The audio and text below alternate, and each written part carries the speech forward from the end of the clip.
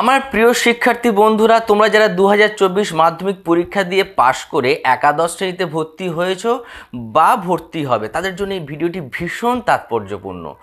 আজকের এই ভিডিওতে আমি আলোচনা করব যে তোমরা সকলেই জানো যে জুন মাসের 2 তারিখ পর্যন্ত পশ্চিমবঙ্গের সমস্ত সরকারি স্কুলগুলি গরমের ছুটি চলছে, কিন্তু তোমরা যারা একাদশ শ্রেণীতে ভর্তি হয়েছো তাদের জন্য কিন্তু কোনো ছুটি নেই। তাদের ক্লাস কিন্তু খুব শীঘ্রই আরম্ভ হবে। কবে থেকে আরম্ভ হবে সেটা আলোচনা করব যে একেবারে সূত্র মারফত তোমাদের ফার্স্ট সেমিস্টার এবং সেকেন্ড সেমিস্টারের এক্সাম কবে হবে।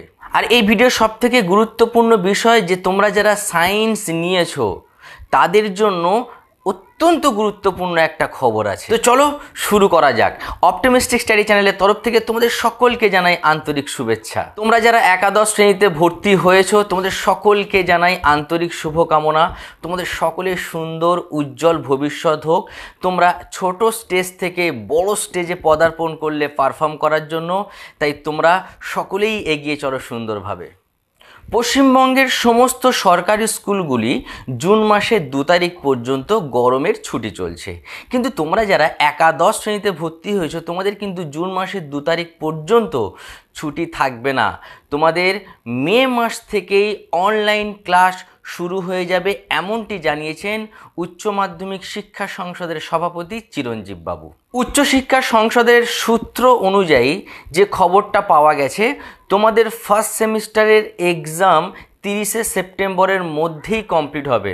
সম্ভবত 13ই সেপ্টেম্বর থেকে তোমাদের ফার্স্ট সেমিস্টারের পরীক্ষা শুরু হবে, অর্থাৎ তোমাদের এমসিকিউর ওপরে যে পরীক্ষাটা হবে সেটা সেপ্টেম্বরেই হচ্ছে। এখন মে মাস চলছে, তোমাদের ফার্স্ট সেমিস্টার সেপ্টেম্বরে হবে, তাহলে তোমাদের হাতে কিন্তু 4 মাস সময় আছে। এই 4 মাসের মধ্যে একটা সিলেবাস কমপ্লিট করা কোথাও একটা চ্যালেঞ্জিং ব্যাপার। তাই তোমরা যারা একাদশ শ্রেণীতে ভর্তি হয়েছো কিন্তু পড়াশুনো আরম্ভ করে দাওনি, তারা ইমিডিয়েট আজ থেকেই তোমরা শুরু করে দাও একাদশ শ্রেণীর পড়াশোনা। আর তোমরা জানো যে প্রথম যে সেমিস্টারটা হবে সেটা এমসিকিউর ওপরে হবে। অনেকেই ভাবতে পারো যে ফার্স্ট সেমিস্টারটা তো অ্যানুয়াল পরীক্ষা নয়, তাহলে অত চাপ নেব না, অত ইম্পর্টেন্ট দেবো না। তোমরা কিন্তু ভুল করছো। এবার থেকে কিন্তু তোমাদের বছরে দুটোই অ্যানুয়াল পরীক্ষা। ফার্স্ট সেমিস্টারটাও অ্যানুয়াল পরীক্ষা, সেকেন্ড সেমিস্টারটাও কিন্তু অ্যানুয়াল পরীক্ষা। এটা ভেবো না যে ফার্স্ট সেমিস্টারের নাম্বার যোগ হবে না, অবশ্যই করে যোগ হবে। এটা কিন্তু কোনো টেস্ট বা প্রি টেস্ট নয়। ফার্স্ট সেমিস্টার এবং সেকেন্ড সেমিস্টারের নাম্বার মিলিয়ে কিন্তু তোমার একাদশ শ্রেণীর মার্কশিট তৈরি হবে।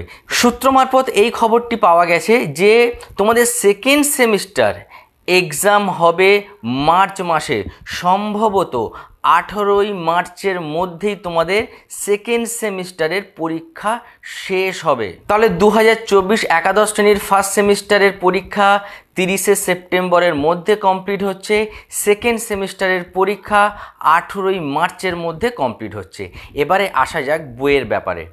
দেখো, তোমরা যারা এখন বই কেনার জন্য উদগ্রীব হয়ে পড়েছো, তোমাদেরকে বলি জাস্ট একটু থামো, একটু দাঁড়াও, একটু অপেক্ষা করো। তোমরা যারা সায়েন্স নিয়েছো তোমরা বই কিনে পড়া আরম্ভ করে দাও, কারণ সায়েন্সের সিলেবাসে তেমন বিশাল কিছু পরিবর্তন হয়নি বললেই চলে। যারা কমার্স নিয়েছো তারা একটু থমকে যাও, আর যারা আর্টস নিয়েছো তারা এখন বই কিনো না। এখনও পর্যন্ত কিন্তু বাজারে সঠিক বই অ্যাভেলেবেল হয়নি। তাই তোমরা জুন মাসের প্রথম সপ্তাহ নাগাদ একটু নক করো বই দোকানগুলোতে, তখনই তোমরা বই অ্যাভেলেবেল পেয়ে যাবে।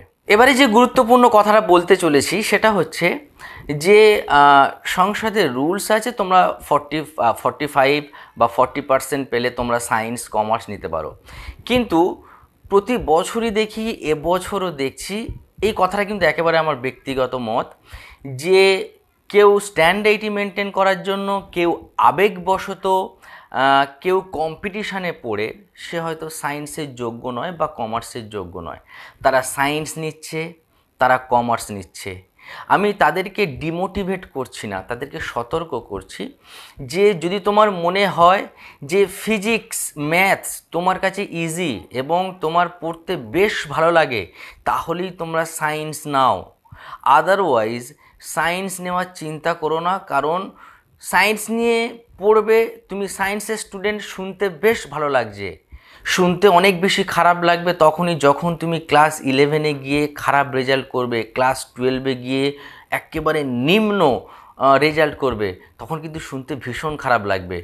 আর যেই ও কী নিচ্ছে, সে কী নিচ্ছে, ওই বন্ধু কী নিচ্ছে, এটা তোমার কাছে ইম্পর্টেন্ট নয়। তুমি তোমাকে প্রশ্ন করো তুমি কোন স্ট্রিমের জন্য, কোন সাবজেক্টের জন্য কাবিল, সেই সাবজেক্ট নিয়ে তুমি এগিয়ে যাও। প্রতি বছর এরকম অনেক স্টুডেন্ট দেখি যারা এই স্ট্যাটাস বলো, স্ট্যান্ডার্ডিটি বলো, বা কম্পিটিশান বলো, বা ইনফ্যাচুয়েশান বলো, এই সমস্ত কিছুর কারণে সেই ছেলেরা সায়েন্স নিল বা মেয়েটা সায়েন্স নিল, শেষ পর্যন্ত কিন্তু সায়েন্স না টানতে পেরে তার রেজাল্ট খারাপ হলো এবং তার ভবিষ্যৎটাও খারাপ হয়ে গেল।